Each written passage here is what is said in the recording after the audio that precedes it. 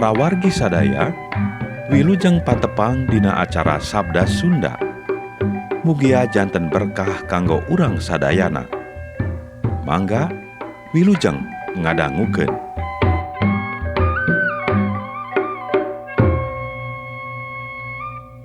Injil Yesus Kristus numutkeun Santo Yohanes. Sabot keur angkat, Yesus ningali jalma lolong ti barang lahir. Murid-murid naranya ka anjeunna, "Pa Guru, dosa saha dugi ka eta jalmi teh lolong bawa ngajadi? Dosana sorangan atanapi dosa kolotna?" Waler Yesus, "Lolongna lain ku karana dosana sorangan atawa dosa kolotna, tapi supaya jalma-jalma narenjo ka kawasaan Allah barang damel dina diri manehna. Meungpeung beurang keneh, urang kudu ngalampahkeun gawe ti mantena anu ngutus kami. Ti peuting mah moal aya anu bisa barang gawe. Ari kami sapanjang di dunia keneh, kami teh caangna alam dunya. Sanggeus ngalahir kitu anjeunna ngaludah kana taneuh, ludahna digalai jeung taneuh nepi ka jadi leutak. Terus dipopokeun kana panon eta nu lolong. Sarta kieu saurna, kaditu maneh si beungeut ka kulah Siloam. Siloam hartina diutus. Nu lolong teh indit tuluy si beungeut. Ari datang deui geus nenjo. Tatangga-tatanggana jeung anu sok narenjo manehna musapir ting taranya. Lain anu sok diuk baramaen tea eta jelma teh? Nya, ceuk sawareh. Tapi ceuk nu sawareh deui, lain, eta mah anu sakarupa. Ari ceuk jelemana sorangan, nya, ieu kuring. Geuning eta bisa nenjo, kumaha? Ceuk anu naranyakeun. Walona, panon kuring dipopokan leutak ku jalmi anu jenenganana Yesus. Tuluy dipiwarang si beungeut ka kulah Siloam. Kuring nurut. Ari si beungeut, ari brai bisa ningal. Mana ayeuna jelmana? Maranehna naranya. Duka teu terang, walona. Eta jelema anu asalna lolong tuluy dibawa ka urang Parisi. Yesus ngadamel popok leutak pikeun nyageurkeun eta jelema teh dina poe Sabat. Eta jelema ku urang Parisi dipariksa, kunaon pangna jadi bisa nenjo? Walona. Ku anjeunna panon abdi dipopokan ku leutak. Abdi teras si beungeut, ayeuna tiasa ningal. Ceuk sawareh urang Parisi. Mustahil jalma kitu utusan Allah. Geuning henteu tunduk kana aturan Sabat.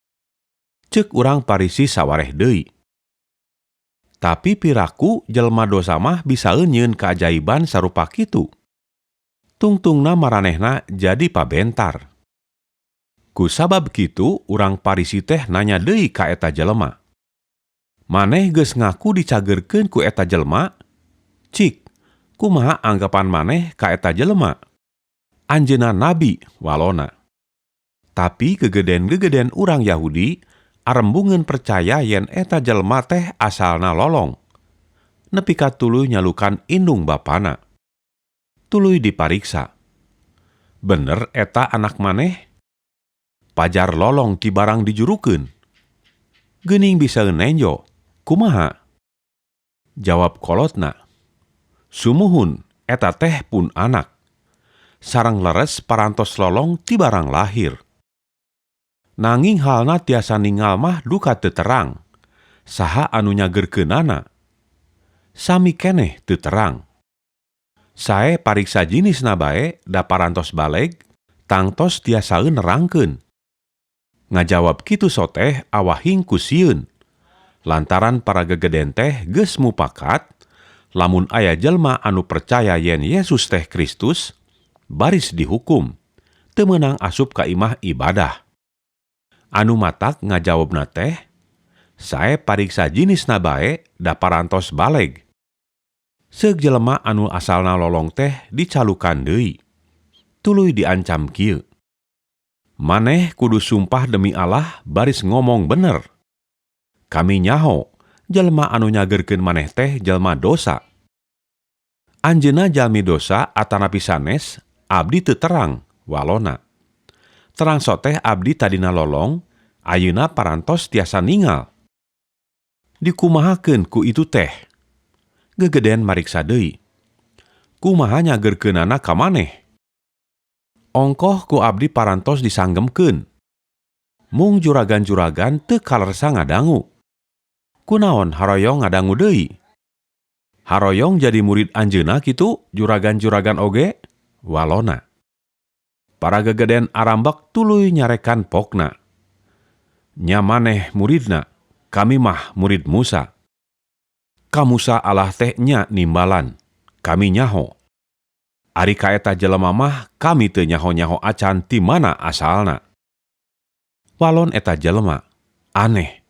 Dugi ka teu aduninga ka asal anjeunna. Padahal anjeunna teh parantos nyageurkeun abdi tina lolong. Urang sadaya terang, Allah moal ngadangu ka jalmi doraka. Anu didangu teh jalmi anu ajrih ka mantena sareng ngalampahkeun sagala pangersana. Ti barang dunya ngadeg teu acan aya jalmi anu tiasa ngabeuntakeun jalmi lolong. Jalmi sanes asal ti Allah mah pamohalan tiasa midamel kitu. Walon para gegeden. Naon? Si gede dosa ti barang borojol? Arek mapatahan ka kami? Ti semet harita eta jelma teh dilarang asup ka imah ibadah. Kajadian kitu ka eta jelma kadangu ku Yesus. Jalmana ku anjeunna tuluy dipendakan, seug dipariksa. Kumaha? Maneh percaya ka Putra Manusa? Walona. Saha anjeunna teh juragan? Mangga carioskeun supados abdi percanten ka anjeunna. Pilahir Yesus. Maneh geus papanggih jeung anjeunna, ongkoh ieu keur cacarita jeung maneh. Gusti, abdi percanten. Walona bari terus sideku payuneun Yesus. Pilahir Yesus. Kami datang kadunya teh rek nerapkeun hukum. Supaya anu lolong bisa nenjo, anu narenjo sina lalolong. Didinya aya sawatara urang Parisi, ngadarengeun kana pilahir anjeunna tuluy naranya. Maksud anjeun kaula oge kabeh lalolong? Waler Yesus. Upama aranjeun lolong, tandaning teu boga dosa. Tapi kusabab ngakukeun bari sanenjo, tetelah aranjeun masih keneh dosa. Mung sakitu dawuhan Gusti Allah.